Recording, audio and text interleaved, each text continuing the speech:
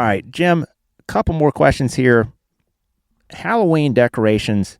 Do you guys, you and Kelly, and ever get in on that? Are you in the yard trying to just make it a spook fest out there?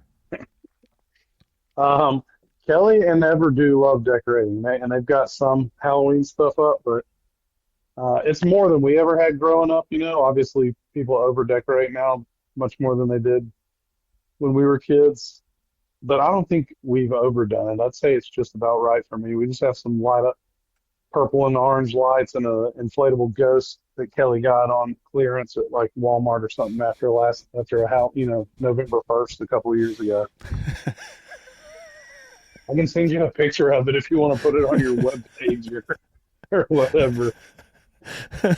Uh, but yeah, it's November it's 1st. mid, as the kids would say. Yeah. Oh yeah, she was waiting in line at the Hobby Lobby to jump on that, you know, pile of leftover crap. So we got us a nice inflatable ghost. Jim, in Birmingham, now I've seen these all over town, and the first time I saw one, it scared the bejesus out of me. It really, really spooked me. Do you guys have those, some people in their yards, they've already got the 15-foot skeleton man standing in the middle of the yard? Is that a thing up there? Oh yeah, yeah, they're huge. I mean, Okay. I saw yeah. one. Then I saw another one. I thought, whoa, that's pretty cool. Now hmm I've seen about a couple dozen of them, and I'm thinking, all right, Halloween's not even here, and you've already ruined the shock of it. Because we can't just have one. It can't just be that one cool guy's yard. Wherever they're getting these things, I don't know, some big box store is selling them. Home Depot. Home Depot. So what are your thoughts on that, where you got a really cool gimmick, but everyone has to have it? So now it kind of loses its impact. How do you feel about that? Dan, I guess Or do you give it much thought? I have yeah, I'd have to get that on the list of the weird ass questions Dan has asked me, which are usually some of my 15. favorite. I don't spend a whole lot of time thinking about why one guy also has a giant skeleton in his yard, even though the neighbor right across the street also has Yeah. a giant skeleton in their yard. But you know what? I'm going to now. I'm going to now. So thank you for planting that seed. I just want to see, It's like, the weirdest question I've ever heard. well, I don't know. oh, the Dollar Oh, General, the Dollar General self-checkout thing. I thought it was yeah. just like some affliction that we had locally in our stores. I was like, why is it, doesn't matter where I go, which location, because, there's one every 2 miles. Um, hmm they're all shut down. And then I figured out there's a reason why. They rolled these Yeah. things out, the geniuses that they are, and didn't realize that all the other stores that have self-checkouts, they've got people that they don't run those registers, but they watch them.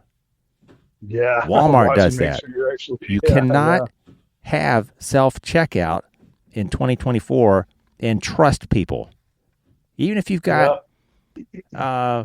the cameras and whatever. So they were just losing their ass. And now what do? You got all this. How do you repurpose all this stuff, all these stations? I don't know. They just take them out and send them to the scrap heap somewhere. But yeah, it was not, for a store that employs usually one person on a 12-hour shift and probably has like four total people that work at a store, it was not a good idea to put in self-checkouts and expect everybody to be angels and scan every single thing they had. Jim, And also not slow everything down. Sorry. do you like when you walk into a store, Dollar General or wherever, and there's the note next to the bell, and it says tap the bell for service. So you got to hit the ding, It's like the old hotel lobby. Yeah. because that But place is, honestly, man, they've only hired. you spend way too much time in Dollar Generals. I just don't go to Dollar General. I learned my lesson about 5 years ago. Well, So I Natalie just does avoid. she does the digital coupons. So I go up there and I punch in her phone number to get the digital Okay. coupons. And then of Well, course, that's good. Yeah. what always happens is I'll be putting my products on the counter and I've got to rush to get those digits pumped in there because the cashier oftentimes will total it out and before you've finished Mm. putting in your phone number. And sometimes I ask them to go back, but sometimes I don't. But Natalie sends me up there to get those laundry beads, that freshen up your Oh, wash. yeah. Those are great. Yeah, sure. It's amazing all these products that your wives or your husband, I don't that your significant other uses that as a bachelor. Jim, I just bought detergent, I bought dryer sheets, and that's all Yeah. I used. My wife Yeah. uses like three or four different things to freshen up our clothes, and hey, can't complain. Yeah. No, absolutely not. If she's doing the laundry or buying things for the laundry, you keep your mouth shut. You just do, yes, ma'am. You know, which Dollar General's open right now, and who has the lights on? Okay, What Dollar General? rapid fire, real quick. I think we're at the 40-minute mark. Mention this to Travis. Netflix has the Vince McMahon documentary. Hmm. Jim, I'm 4 episodes in, and I'm not angry, but I'm thinking if you guys being the rest of the world that needs Netflix to put something in the top 10 for you to watch it and check it out, you can't ever just be resourceful. If you guys would listen to something to wrestle like we have, me and you, for the past Yeah. 8 years, you'd Yeah. know all this stuff. So all of a Yeah. sudden, Yeah. everyone wants to know about it. And yeah, so I'm learning like a tad, like maybe like, I think I've learned two things that I didn't know so far, Yeah. but I imagine it's supposed to get good at the end. It doesn't. Yeah, they basically cut it off right after all the allegations come out. I agree 100%. I mean, Bruce is If on you're there. even, yeah, if you're even a passing wrestling fan, you already know all this stuff. It would be fascinating to people who don't care about wrestling or don't even know who he is. It would be a neat documentary. But for guys like us who follow wrestling pretty much our whole lives, either in with both feet or just minimally, we've heard all these stories already. I think the one thing I didn't know was that he didn't really have a relationship with his dad until he was 12. I don't know how I've ever missed that. But really, that's literally the only thing in 7 hours of footage that I didn't know. Yeah, I didn't know that either. And it does a good job of highlighting what a scumbag he is. I mean, he's just top 10 weird, just a weirdo, weird dude. But they don't even go in more into his weirdness. You're Like Bruce will tell better stories. Like you can't sneeze in front of him, or you're banished for weeks at a time, right? I mean, only eat steak, but with nothing else, with his hands. no And that side, another thing. I mean, no side, nothing, and no fork or knife. He just eats it like a caveman. really. But yeah, and that's just from the Something to Wrestle podcast. So you didn't even get any of those little idiosyncrasies about him or anything. It was basically the history of the WWE, but how McMahon steered them. So it's really not even worth finishing, if you ask me. I was really looking forward to it too. You're right about the weird factor with McMahon. I mean, you always kind of thought he's a little out there, but boy, you see it up close and personal. I will give him that. The directors of the special, Hmm. when they ask him, do you regret the Bret Hart incident or any of this stuff? He says, I don't regret anything ever. Well, no. So you can definitely see there's some things there that the average person can get through, and there's just a block for him.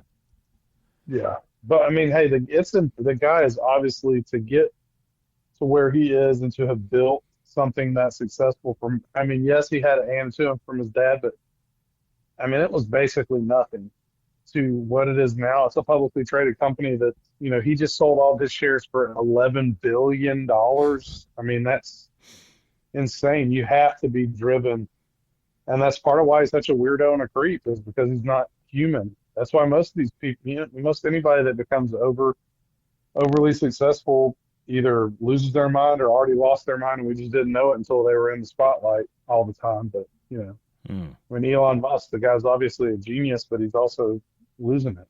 So Yeah. just does strange things.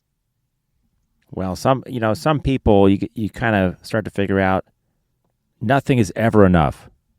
No, yeah, exactly. Yeah, The 100%. the money is never enough. The notoriety, the attention, nothing. The assets can't Yeah, ever be satisfied. the relationships, and oh man, it's just heartbreaking. Shane McMahon.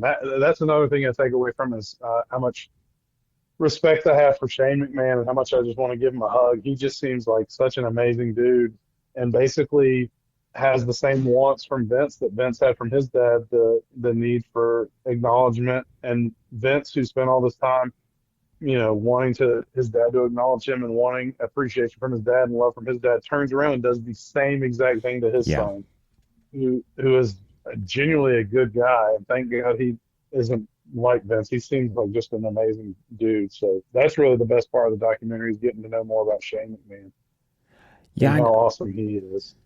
I noticed that where the one time that Vince looks like he's getting emotional or might is when he talks about Hmm. maybe it's right before his dad died, and he said something Hmm. like "I Yeah, love you" or "I'm proud of you." I don't proud know. of you. Yeah, I think he said, "I'm proud of you," the night before he died.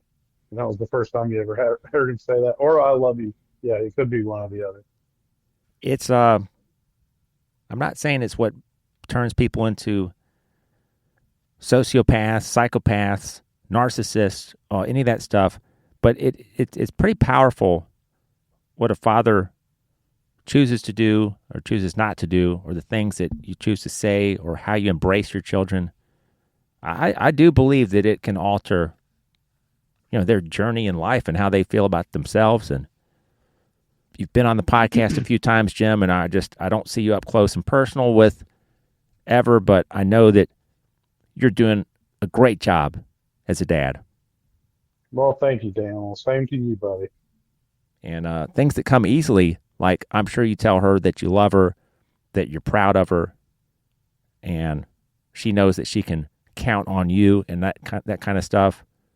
You just sense that your kids want you to be involved and be interested in them, and it's so easy to show that to them.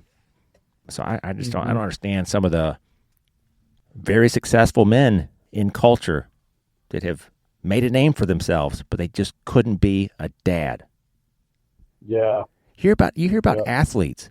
We still celebrate this, where we talk about this guy's the greatest of all time. He's the greatest coach of all time, greatest player of all time. Nobody ever says, well, what kind of father is he? Hmm. Nobody measures True. that. My, No, you're right. I mean, the movie Parenthood. I don't know if you remember that with Steve Martin from back in the yeah, day. He's still a great one, and it's a one one of my favorites. But the best line in that is when they're talking about. I think it's man, is it Keanu Reeves whose dad is such a POS, and I think Steve Martin or somebody says, yeah, you have to have a license to fish, but any old asshole can be a dad.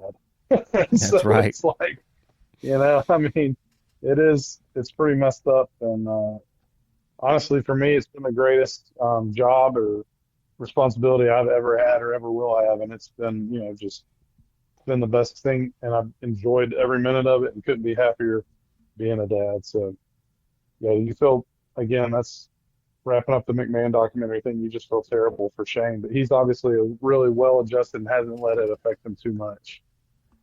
Um, Yeah, but I hope that he's happy. is what I take away from it. So, I like how you said that. You can just watch a 30-second clip of somebody like Shane McMahon, and then you see Vince up there being interviewed for 30 seconds or 2 minutes, and you just know, like, okay, at his core, this guy is this type of person, kind of, and then hmm. this guy Vince is not quite as feeling as his son Shane, or he's just not as human. And then and they start showing like video clips of Vince, that you've seen over the years in WWE, like, man, he is kind of an odd duck. Yep. Well, Making out with women while his wife's in the fake coma. I mean, it's just, anyways. Any other rapid fire questions? Let's end on. Let's try to end oh on a yeah. high note instead of that. Okay, Jim, Yes. you've got two choices. You can shave your head. You got to keep it that way, and you got to keep trimming it and buzzing it for the next 6 months, or you dye your hair purple and go to work, go through your work week, and go to the store, do all your stuff you got to do. Which one are you going with? Oh, I shaved it. I can't. I could not do purple hair. With a Ravens Definitely jersey. shave it. Yeah, with a Ravens. Yeah, with a Ravens jersey. Gross. All right. But yeah, I'd have to go with that. Trivia time. I could not answer these questions, I don't think, but Ooh, I like trivia. 10th grade science teacher. What was her name? Oh gosh, Miss Norton. Oh, wow. Some of it's a blur for me after middle school. Yeah, that really might have been freshman year. I don't know. But I know we had a Miss Norton who taught science. All right. You got to go spend an hour in one of these two stores with Kelly. I'm not saying that she loves either one of these stores, but which one would you go to? An hour, Jim. Oh gosh. Joanne or Hobby Lobby? Oh God. 60 minutes. Can I have a bullet and a gun as my third choice? Probably Hobby Lobby. Joanne is it's literally just fabric. And, our Hobby Lobby at least has some funny stuff you can look through. Like a device that halves your grapes because a whole grape is too big. It'll cut the grape in half for you. So, yeah, Hobby Lobby if a bullet's not available. All right. Last question. Mm-hmm. You're out there on the road, and you're thinking surely there's a Hampton Inn somewhere around here. No, there's not. Shoot, I gotta go, and that raceway is calling my name. Jim, have you slipped up and just had to go into that raceway or that franchised Shell station that's been there for 15 years, and it's like that little box, and there's not a lot to it, but there's like a little restroom behind like the big stacks of dry storage and the breaker box, motor oil, mop bucket. Have you no, recently had to go in there and no take do my care of your business? stuff? No. What Because about Dan, there's always a Hobby Lobby or a Publix or another motel. Yeah, that just has not happened, unfortunately. all right? What is more likely to happen? One day you move to the Gulf Coast, or one day I move back to Birmingham. Which one would you put money on? You move back to Birmingham. The one I want to happen is you move back to Birmingham. I guess the one that would have a better chance of happening is me moving to the Gulf Coast, but that's about 1%. So. All right. Was this whole podcast so you can tell me you're moving back to Birmingham? No, I shouldn't have asked that one. Oh. All right. One more question. You've got streaming services like whether it's Roku or Amazon for TV choices?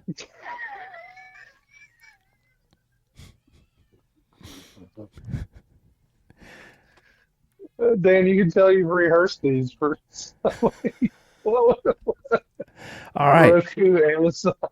So you put in your Fire Stick, you got some time to burn, and you're about to go to Netflix or Hulu. You know what you want to watch, but for some reason you're thinking, All right, whatever. I'm going to click on Sling today. I'm going to click on Tubi today. I'm going to watch Murder, She Wrote, or Game Show Network. Do you ever go onto those free services when you know you don't have to and you're paying for the other one, so you need to watch what you're paying for? Do you ever just go into those little offshoot tiles on your selection menu and just burn an hour Oh, watching and some just choose junk? something else. Yeah, there's one for Mystery Science Theater 3000 that I go watch occasionally, but there's still commercials. Sorry, my dog is literally laying on my chest right now. But yeah, I've sometimes gone to a couple of those different ones. Tubi, Fluby, Markham, Charles, Why do they all um, have... J-Top. All right, so the big ones have 2 syllables Uh-huh. Plus, they gotta have a plus and a plus, or a max. and there's a U in Yeah, there. yeah. Hulu, Voodoo, Hulu, Tubi, Fubi, Voodoo. Fubo, or what is this? I don't know, man. Maybe market research. They literally have paid some company hundreds of thousands and millions of dollars to help them name these things and give them a name that jumps out at people and is memorable.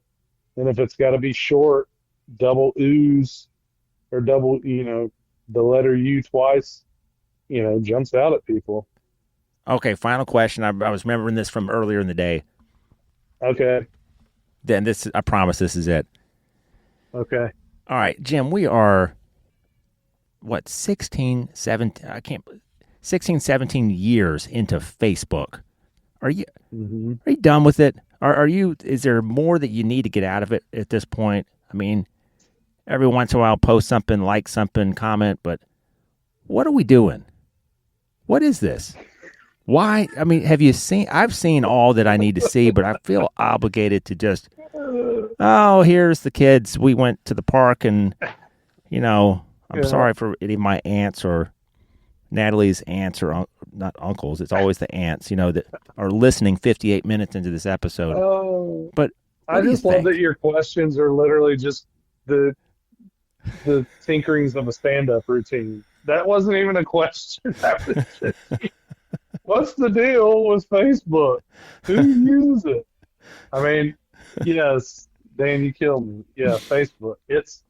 I use it for the free, I like to try to find free stuff on there that have the buy nothing sites, but that's really it. Or, seeing people from our younger years who obviously haven't ever looked at their Facebook until they get divorced, and then they're on there nonstop talking about how great their life is, or other people who've obviously had a screw loose or something, and just things aren't going great, or yeah, it's worthless. But I still go on there occasionally and just scroll through because I refuse to get TikTok and I don't really do Instagram, and I feel like with Facebook I can at least stop looking at it. Seems like my wife looks at TikTok and just goes into a doom scroll and we'll sit there and look at it for hours and not even finish looking at anything. Our our wives should hang out sometime. Oh, TikTok's the worst. I hope my daughter doesn't get addicted to it, but I'm worried that she will. So, I don't do it. I'm not on it. I don't condone it. No, nope, I don't mean, condone it. Go outside, kids. Get some sunlight. um, the just Just, perpetual 9+ notifications on Facebook, whether I've done anything, posted anything, anything. I log in yeah, and I've got 9+ every 30 minutes. I miss the yeah, days when there was like one notification and all it was that someone really had commented on yeah, something. commented. Oh, such a big deal. There's Yeah, nothing else. So I don't know. yeah, I was thinking today, like, I'm ready to just yank the plug on social media, phones, smartphones. I want to go back to the dark ages. Give me yeah. You're not gonna GPS. do. You're not Give gonna me do something in anything. my pocket that I can take pictures with and just shut the rest of it off. And I shouldn't say that. Yes. Like, I've got this podcast, I got to promote it. And, I would say out of everything, Instagram's maybe the most fun, but it's not even really fun. It's just Yeah. kind of interesting. But yeah, I Yeah. just, we had those days. We had the mellow mushroom days, the 2000s, and that the kids now, they don't have that where you just kind of hang around a counter and talk and go to the bar and talk and walk down the street and talk. Like everyone's just shoot some pool. Yeah. And it's a mess. Have a gyro. Eat a chili dog. Yeah. Well, all right, Dan, I love you. Let's wrap it up. Yeah, my final question. Well, this is your 5th appearance. Hey, all right. 2 bonus episodes. First Yeah. time since July 4th. That was a bonus episode. A bonus on September 28th last year. And 2 official episodes. Of course, how could we forget number 1, August 13th, 23. And episode number 28 was your second official episode outside the bonus. February 18th, that was Jim Powell is back. So this is your 3rd episode. 3rd official. Which, okay, I love it. I'm always here. Episode 67, Jim Powell, ladies and gentlemen. Hope you enjoyed it. Check him out wherever books are sold. And I'm glad I could be here to help you workshop your stand-up routine. It was fun. Jim, I miss you. I often wonder about you. I often think about the things that we could be doing together if we didn't have all these. Okay, I'm sorry. I think I'm losing you here. My connection's getting kind of fuzzy. All right. Well, that's it, folks. Thanks for listening to Dan Time. You didn't have to, but you did. And I appreciate it. We'll see you next Sunday on the Dan Time podcast. Jim Powell, ladies and gentlemen. Why we can't have him every week, Dan. We just can't. But thank you, Jim. Thank you. Hey, you're welcome. Hey, Dan, I love you. I love you too, man. All right. All right. Bye.